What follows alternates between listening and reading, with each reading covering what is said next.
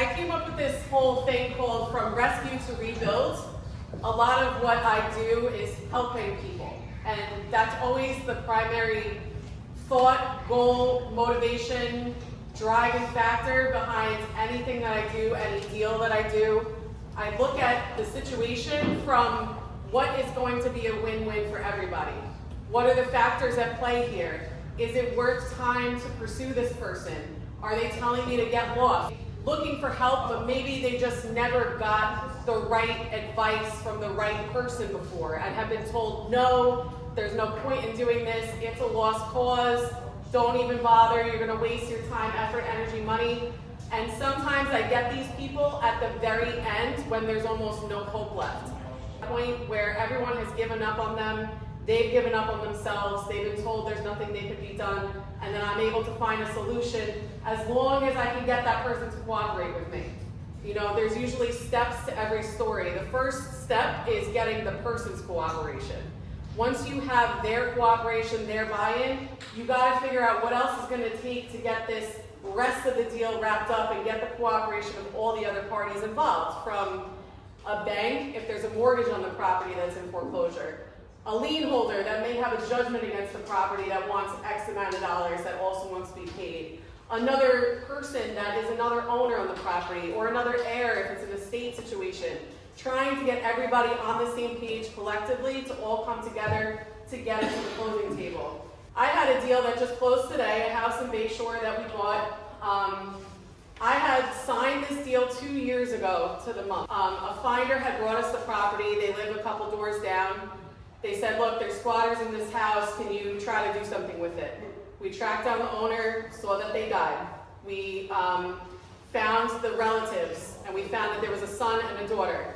The daughter wanted nothing to do with it, so we spoke to the son and we said, look, we're going to provide you the opportunity to sell the property on behalf of the estate. There is a reverse mortgage owed on it. There was over $600,000 owed. We're going to put up the costs of getting you appointed administrator, which we did, which took about a year in Suffolk County Surrogate's Court, which is an average length of time. Surrogate's Court required a bond to be put on the estate, which means it's almost like an extra layer of insurance that they needed on the letters of administration.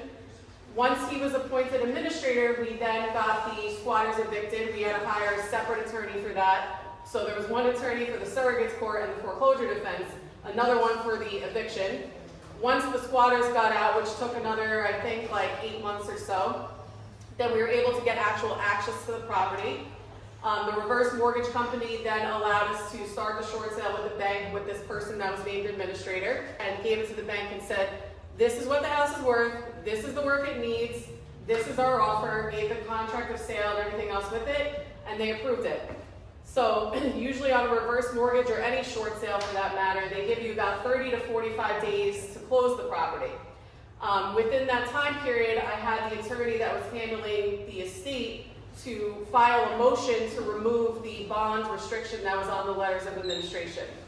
He got a court order that said, yes, you don't need the bond any longer.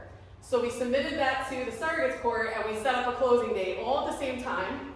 Surrogate's court moved slow as molasses, but we obviously had a short sale that was expiring, and we tried to get the short sale closed before surrogate's court changed over the letters. So by getting this court order and the letters of administration that said we needed a bond, I showed it to the other title company that I was using previously. You have to wait for surrogate's court. That's what I'm trying to say. From rescue to rebuild, there's really so many facets. An attorney's going to make their retainer fees no matter what. They're going to go home, put their head on the pillow at night. They don't have to worry about losing their house at auction in a few days or whatever it is. So don't ever leave anything up to somebody else to handle. You got to take charge, take control, push it along, make sure you have a great team with you and knows what to do and gets it done when you need to do it. I've been doing this since 2014. I got licensed as an agent. I was working for a company that was only did short sales, so I am a broker now. I got my real estate license. I got my broker's license within 2 years. I opened my own brokerage, 6 years ago. My forte is dealing with distressed real estate, helping people with short sales, just dealing with the banks and lien holders and attorneys and title companies, and either wholesaling deals myself or buying them renovating them and then reselling them myself. I built this whole system out to be able to just funnel deals in and be able to help other investors, finders, agents, attorneys, whomever, whatever, just bring deals in and have a place that they know that every single thing that they bring in is going to be worked on to the best of its ability to be able to get closed. So out of that, so I have basically 3 separate companies. One of them is Eva the Deal Diva Inc., which is my investment company that I use to purchase properties through or wholesale through. Then I have Homeowners Resource Group, which is the platform that we've built to be able to market to homeowners that are in distress and to let them know that there's options for them. Whether they're looking to keep their house, we guide them down the path of allowing them to know that they can go for a modification. They can hire a foreclosure defense attorney if they want to buy themselves time. If they're facing an auction, what their options are to either do a bankruptcy or to do an order to show cause. That's, if somebody really wants to keep their house and has the means to do it, we will provide them with those options, right? I don't know how many times you speak to people, I want to keep my house. And, these situations are very emotional. It's, like I said, it's sad a lot of times, but they kind of have to be brought down to reality and know the facts of, look, your house is worth $500,000, you owe $800,000, you have no equity in this house. Even if you were to get another mortgage on this property and get this loan modification or get a restructuring of your debt, you would be paying $800,000 for a house that's worth $5. That's like, going to a car dealership and getting a Hyundai but paying Mercedes-Benz payment on it. Like, it just doesn't make sense. But sometimes people are just so emotionally caught up. If they don't make the choice themselves to do it, the bank will choose to do it against their will. So then we give them the option of saying, look, we can put you on what's called our case monitor system. We can monitor your foreclosure case. So like I was just explaining, you have finders. So these are people that are just submitting addresses. So if you want to be what's called a bird dog and just drive around Long Island, Queens, City, Bronx, Staten Island, Westchester, upstate even, although you can just submit addresses and be paid as if you want to be a deal operator or an acquisition partner, then that's when you are actively going and reaching out to the homeowner yourself and working in the deal with me. And then if you want to just be more like a passive, I'm just going to put money in and I don't really want to be a part of it, that is another option as well. So if there's a property that's listed with a broker, once it's on MLS, it's out there for the world to see. We're looking for people pre-marketing on MLS, off-market that big term, off-market properties. So what I built is called a partner portal.